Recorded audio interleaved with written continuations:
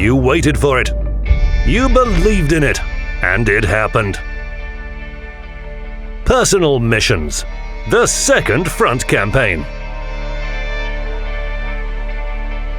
There are no strict limitations on vehicle types. There are national formations, and most importantly, new rewards. Meet the trio of the new Personal Missions campaign.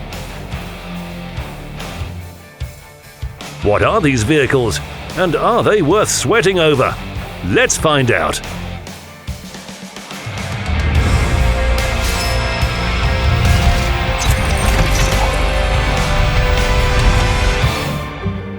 The first thing you need to know about the new Personal Mission campaign is that it's divided into 3 operations. Each operation will bring you 1 vehicle. It all starts with the British Tier 6 tank destroyer, Excalibur. It's clear from its name that only a true king can possess the Excalibur.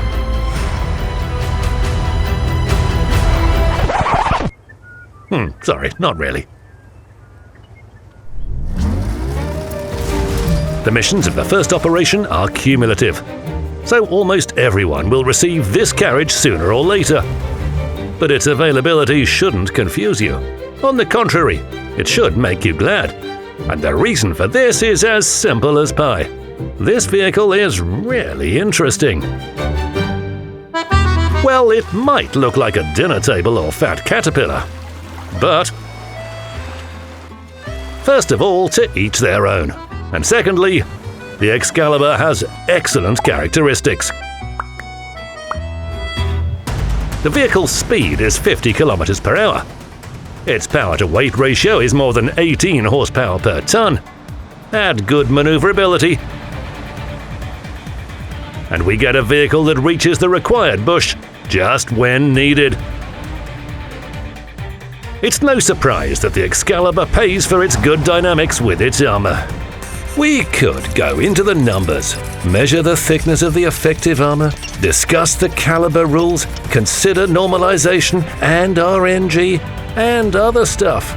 But the truth is that the Excalibur is still a hybrid of a dinner table and a caterpillar, and it has the corresponding armor.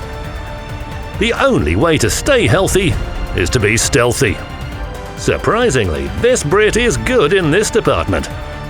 Its size doesn't hint at reasonable concealment, but our hero is right in the middle among all Tier 6 tank destroyers in this characteristic. However, there is something insulting about this line. Right in the middle. Doesn't sound good enough. In World of Tanks, you want to be at the forefront. And the Excalibur is the first in some things. Meet the real power of the British. It's gun. This TD has an excellent gun. Aiming time, accuracy, and gun depression of -10 degrees make firing as enjoyable as possible. Small damage per shot is compensated by a crazy rate of fire. So, summing up, we get a nice gun with good damage per minute. Same tier TDs, lower tier tanks, higher tier tanks, who cares? The only difference is that you will have to aim carefully at some of them. The Excalibur may cause some confusion. When you look at it for the first time, you don't expect such power. But the Brit can impress. DPM, good dynamics, and concealment make this beast an excellent TD. A turret with a 200-degree traverse makes you respect it even more. Talking about respect, my respects. The Excalibur is a king's weapon.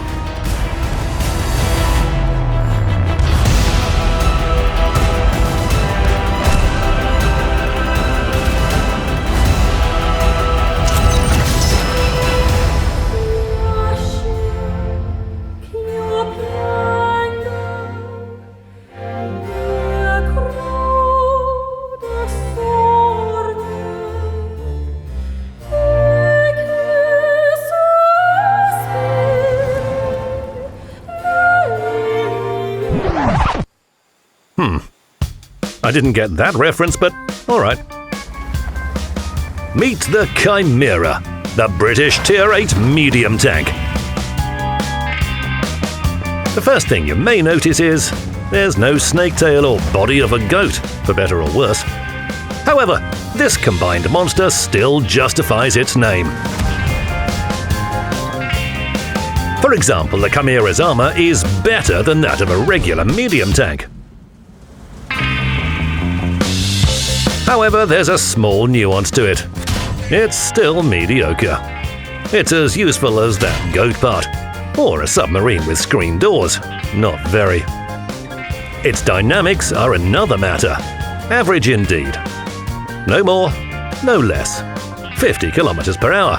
Power to weight ratio and maneuverability are normal, and its durability and view range, would you believe, are average as well. But the Chimera wouldn't be a Chimera without something monstrous. So now we come to why this vehicle is worth a look. Damage per shot. Yeah.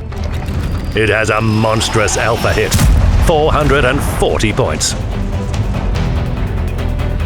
For a Tier 8 medium tank, it's not just excellent, it's unique. What's even more pleasing is that the other gun characteristics are on par. The accuracy for a gun with such alpha damage is reasonable. Its armor penetration is good enough, aiming time is good, gun depression is as low as -10 degrees. Sure, the rate of fire is low, but that doesn't hurt its damage per minute. And everything seems fine, but there's still a question that comes to mind. So what? A medium tank with the high damage per shot? What else? Here's what. All Tier 8 medium tanks have one thing in common. They have no idea what it's like. What it's like to punch out half the enemy's HP, or even more. What will remain of the Su-100 after it's spotted? At most the Su-18. A platoon of Chimeras knock down same-tier medium tanks in a second. This is no exaggeration. Boom, boom, boom. Ah, beautiful. Alpha damage rules.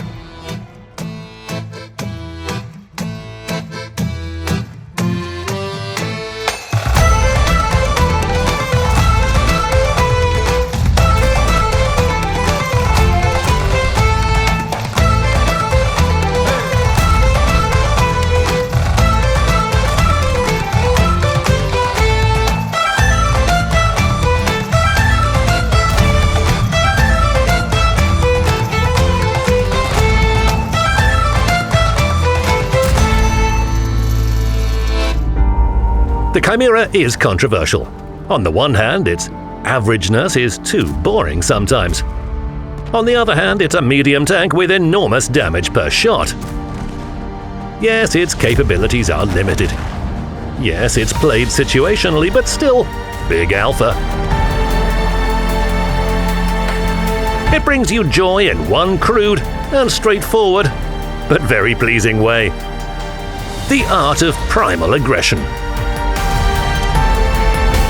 Specifically for its fans.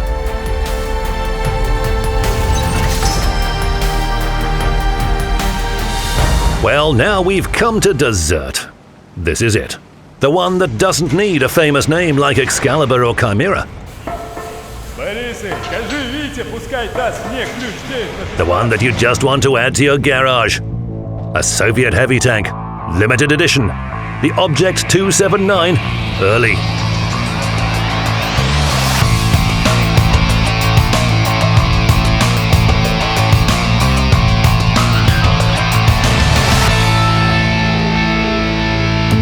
Let's start with the obvious. This is a tank with 4 tracks. Sounds bold.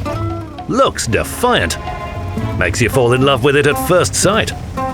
But in addition to the exterior beauty, you need to know that those tracks also have a gameplay purpose. Let's try to find the lower glacis plate. It's missing. This is the reaction anyone who meets this tank in random battles will have.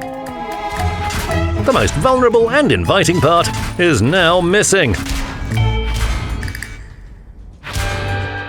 Surely other spots to penetrate are still there, but here's the catch. You can't penetrate the object through its tracks.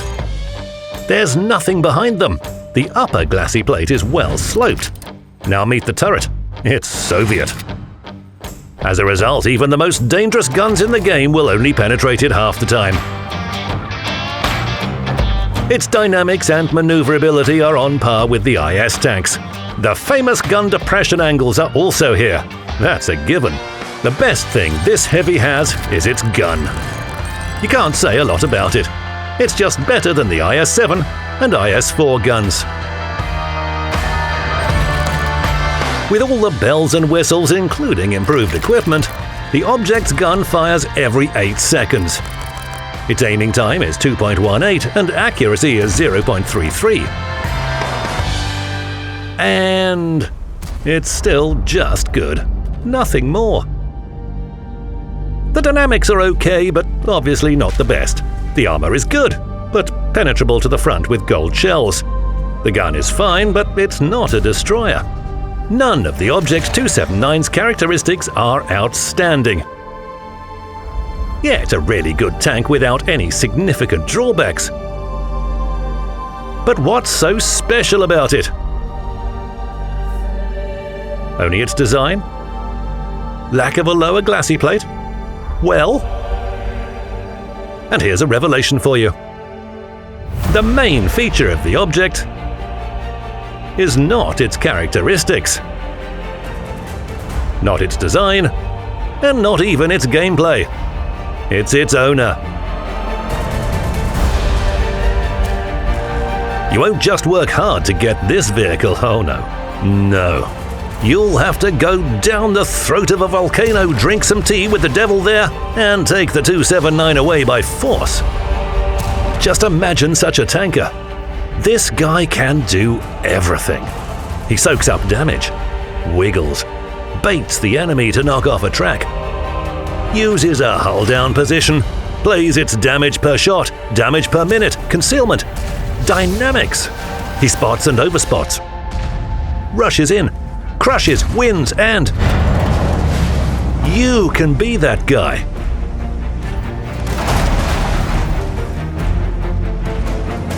This is why you should try to get the Object 279. This is why this tank is unique. You can't measure this tank using the usual methods and scales. It stands apart from all others. Its owner will be envied. Its owner will be feared. Its owner will have confirmation of their greatness.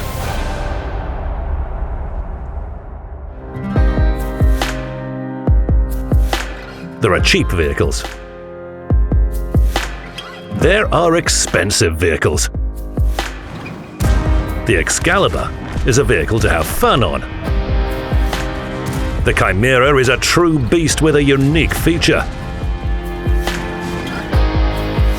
And the Object 279 is a priceless one. It's a status vehicle.